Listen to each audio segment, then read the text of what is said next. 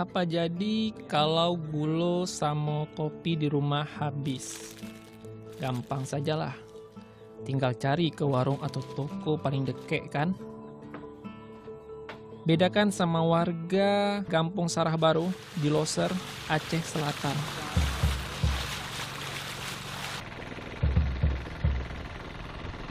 Buat belanja gulo atau kopi saja harus pergi dulu ke kampung besar terdekat. Aden Kolah salah satunya. Jaraknya pun tak main-main.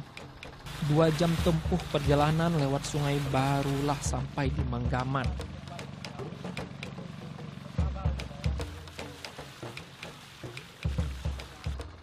Hari itu aku punya rencana mau berangkat ke Sarah Baru, kampung paling ujung di batas Taman Nasional Loser. Kenalkan dulu, nama aku Iqbal, asli orang Tapak Tuan. Orang menyebutnya Urang Talua. Kerja bikin aku tak bisa diam di satu tempat, selalu saja keliling-keliling.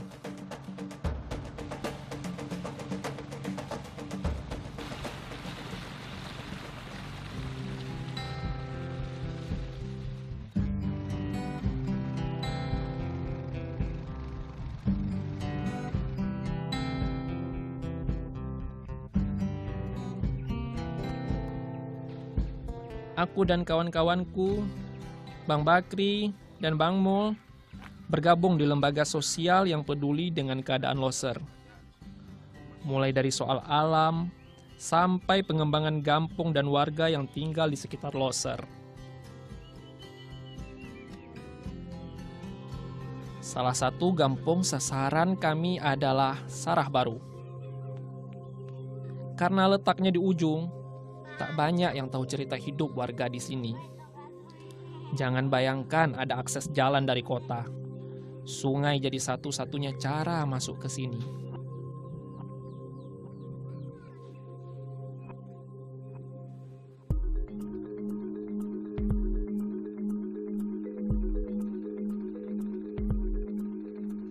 Dulu, Taman Nasional Loser pernah jadi yang terluas di Asia Tenggara.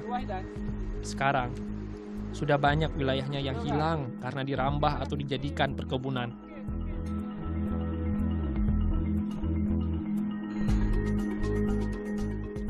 Mengurus Taman Nasional memang bukan bagianku. Tapi untuk menjaga, kembangkan, dan aktivitas masyarakat yang tinggal di batas Taman Nasional, kurasa sudah jadi kewajiban. Itulah kenapa kami bertekad harus bisa terus jaga wilayah di sekitar Loser yang masih tersisa sekarang.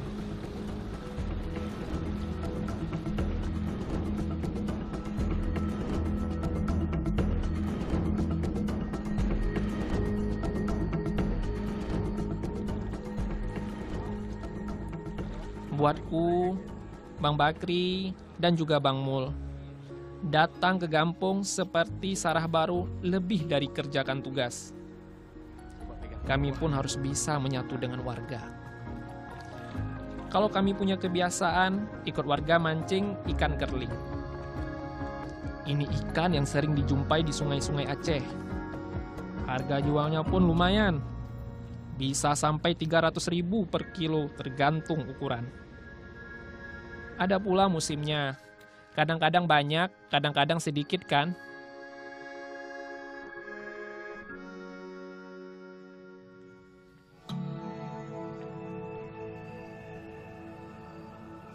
Kali ini, kami datang ke Sarah Baru ada tujuannya. Hendak bertamu ke rumah Pak Geci. Kalau di Aceh, setiap kampung itu dipimpin sama yang namanya Geci. Ini jabatan setingkat dengan kepala desa. Geci bukan hanya urus soal administrasi kampung saja. Mereka juga harus bisa urus segala hal yang menyangkut adat. Makanya, kami harus banyak ngobrol dengan Geci soal rencana kami untuk kampung ini. Kan nggak ada batasannya, pokok semua sungai ini bisa jalan, asal dijaga.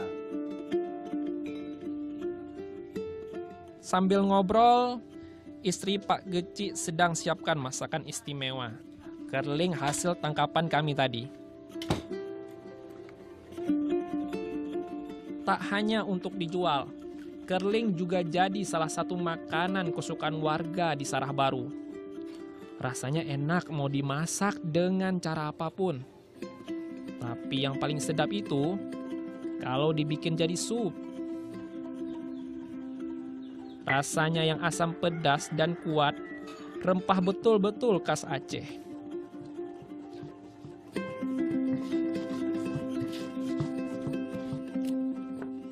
Yang jadi bahan bumbunya itu kincung atau sebutan lainnya kecombrang. Yang satu ini jangan sampai ketinggalan.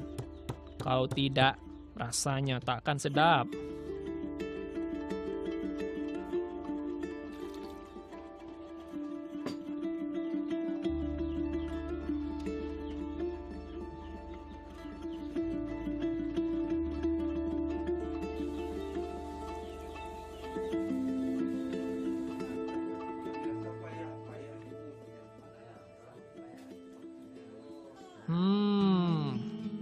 Nikmat betul rasanya. Kalau di kota, jangan harap bisa ketemu lagi masakan seperti ini. Harapanku, bukan hanya kami bisa bawa kebaikan buat warga di Sarah Baru. Aku pun banyak dapat pelajaran soal cara menjaga adat dan juga kelola alam.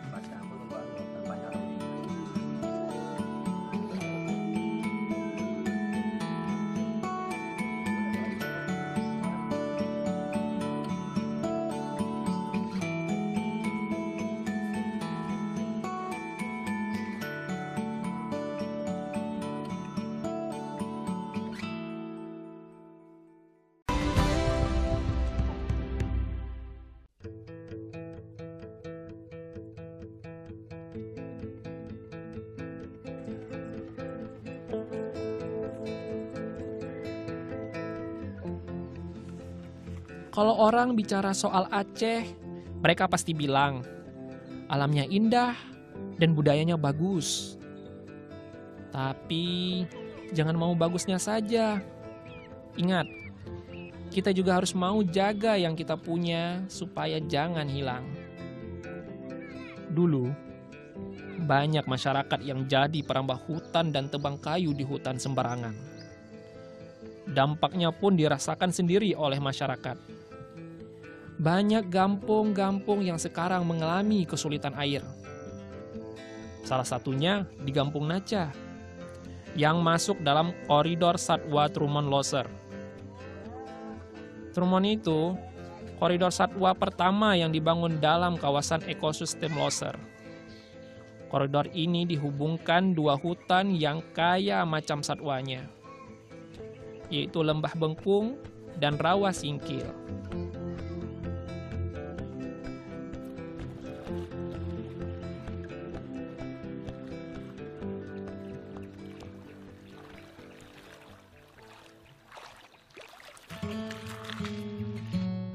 Dan Kampung Naca yang terletak dalam koridor Trumon sudah jadi binaan kami pula sejak 1998. Sebenarnya sumber air bersih pun ada di sini, tapi jaraknya jauh sekali dari kampung. Warga harus jalan kaki lewati bukit dulu supaya bisa dapat air.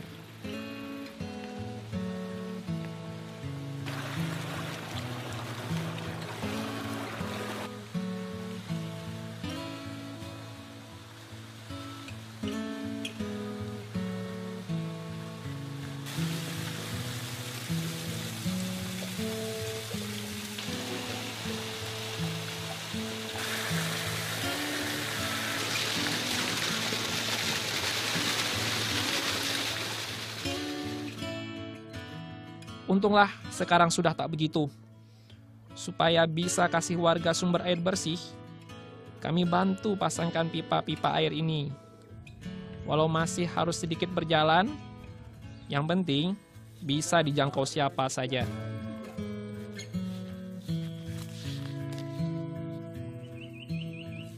Kenapa masalahnya nih, Pak? Kok pipanya bisa hancur kayak ini?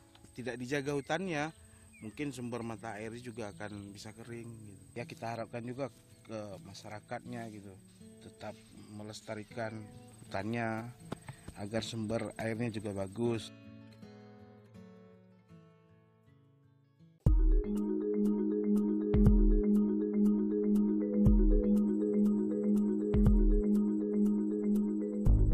Bukan hanya penebang dan perambah liar yang jadi masalah utama menjaga wilayah sekitar Loser. Banyaknya kebun-kebun yang dibuka tanpa memperhatikan batas wilayah juga jadi penyebabnya. Kali ini, aku diajak ikut patroli melihat patok batas hutan gambut rawa singkil dengan kebun sawit. Kalau kita lihat secara kasat mata, sini sudah dilaksanakan penanaman perkebunan. Di lantai hutan ini dulu tersedia cukup banyak habitat seperti ikan air tawar lele, itu yang terkenal. Ya, belut. Sebenarnya, aku pun paham. Ada wilayah-wilayah yang memang bisa dijadikan kebun dan dimanfaatkan hasilnya. Tapi masih ada saja yang melanggar peraturan dan justru membuka terobos batas-batas wilayah sembarangan. Karena itulah, semua pihak yang berwenang harus ikut turun tangan atasi persoalan ini. Semua demi kepentingan anak cucu kita juga nanti. Apalagi hutan rawa gambut di sekitar Trumon ini punya peran sangat penting. Hutan rawa gambut itu jadi penting karena perannya sebagai daerah tangkapan air. Sisa pelabuhan. Sisa pelabuhan.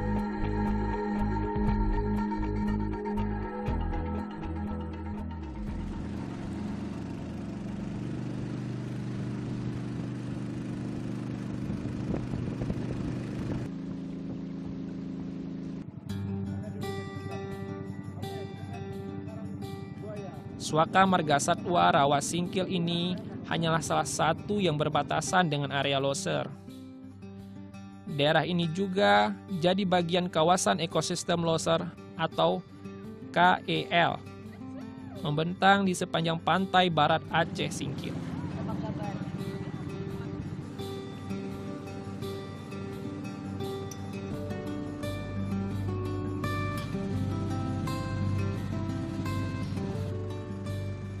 Tak hanya penting, rawa singkil juga unik karena punya macam dan jenis hewan juga tumbuhan di dalamnya.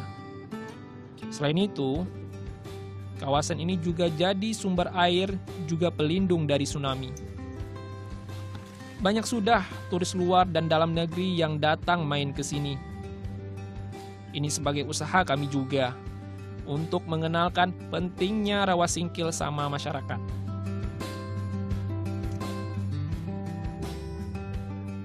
Ini juga jadi penghasilan baru buat warga lokal sekitar rawa singkil.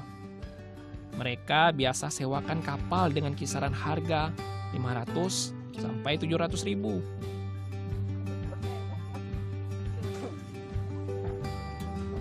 Tapi jangan sampai keindahan rawa singkil cuma jadi tontonan turis saja. Kita harus bisa jaga hutan yang jadi rumah buat makhluk hidup lainnya.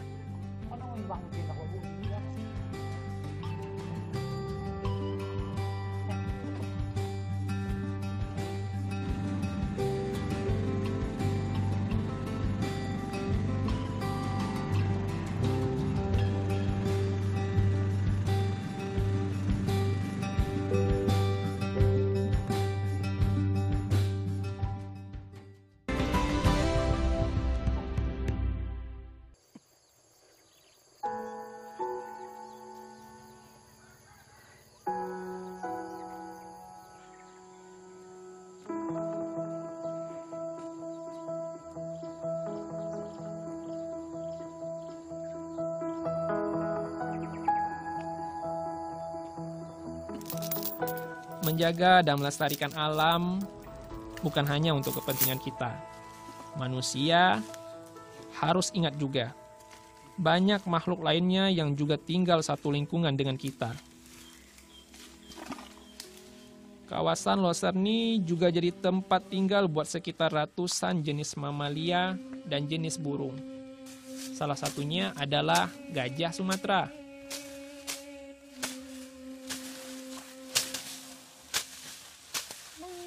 Konflik manusia dan gajah liar masih jadi salah satu kendala di sekitar kawasan Loser. batas hutan dan pemukiman manusia yang berdekatan masih menjadi masalah utama kenapa konflik terjadi.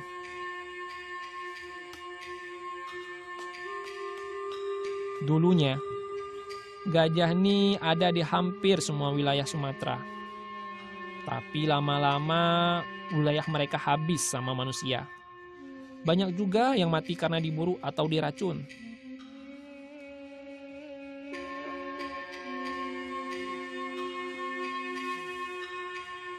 Diperkirakan jumlah mereka sekarang kurang dari 2.000 ekor saja di alam.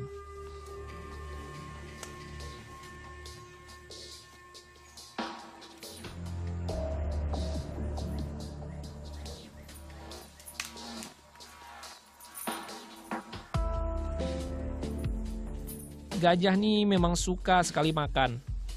Dalam sehari, mereka bisa makan sampai 150 kg daun dan buah. Jadi, kalau sumber makanan mereka di hutan habis, pastilah mereka akan cari yang lain. Dan biasanya kebun warga yang jadi pilihan.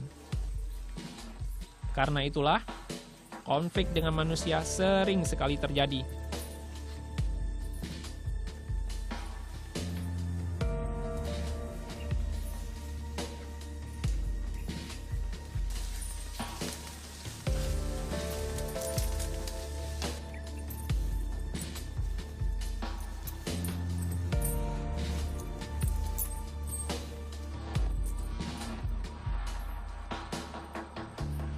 Tak hanya makan, gajah juga harus tinggal dengan sumber air. Bayangkan saja, mereka harus minum sekitar 180 liter air setiap hari. Itu sama seperti kita minum 700 gelas. Lihat, ini satu lagi contoh nyata kenapa kita harus jaga sumber air. Itu hanya jam 9 deh, Pak. Tidak pernah ke rumah. Menurutnya jumlah gajah liar yang sudah sampai ke titik kritis harus diatasi. Karena itulah, waktu tahun 2012 lalu, dibangunlah Conservation Response Unit atau CRU Trumon. Tujuannya untuk atasi masalah konflik gajah dan manusia yang masih terjadi di Aceh.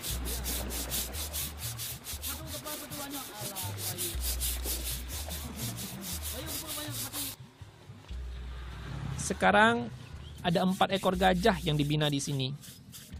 Dan setiap kali kami ajak mereka mandi, warga pasti ramai nonton. Ini jadi pelajaran juga. Kalau gajah sebenarnya bukan ancaman buat manusia. Mereka pun ingin hidup sama seperti kita manusia.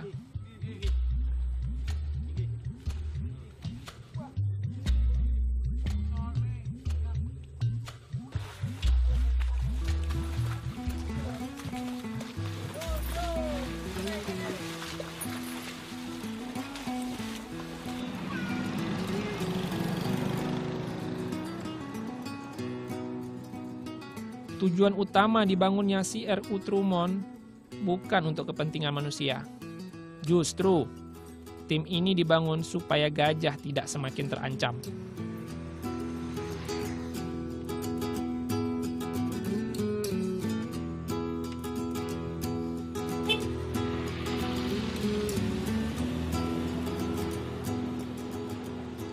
Dan cara menghalau gajah liar dengan bantuan gajah jinak dirasa jadi paling cocok saat ini. Kalau harus menghalau gajah sendiri, rasanya tak mungkin lah. Karena ukuran kita tak sebanding. Selain itu, gajah jinak juga lebih aman dibandingkan harus pakai senjata atau alat-alat berat.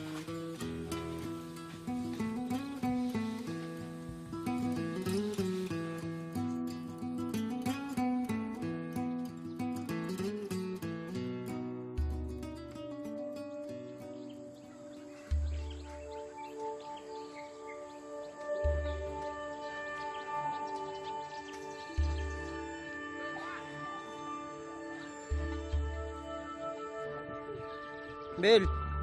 Ambil. Nah, ambil. Ambil, bagus. Bangun. Joro ununta, joro uwi tarik, aisai lisi han binasa. Biar dapat hasil maksimal, janganlah kita kerja setengah-setengah. Itu juga yang jadi acuan hidupku. Menjaga alam milik sendiri, jangan sampai serakah dan lupa dengan sesama makhluk. Apa yang kukerjakan sekarang ini jadi tabungan untuk masa depan anak cucuku nanti. Karena itu, aku yakin betul bisa bawa perubahan nanti. Indonesia bagus.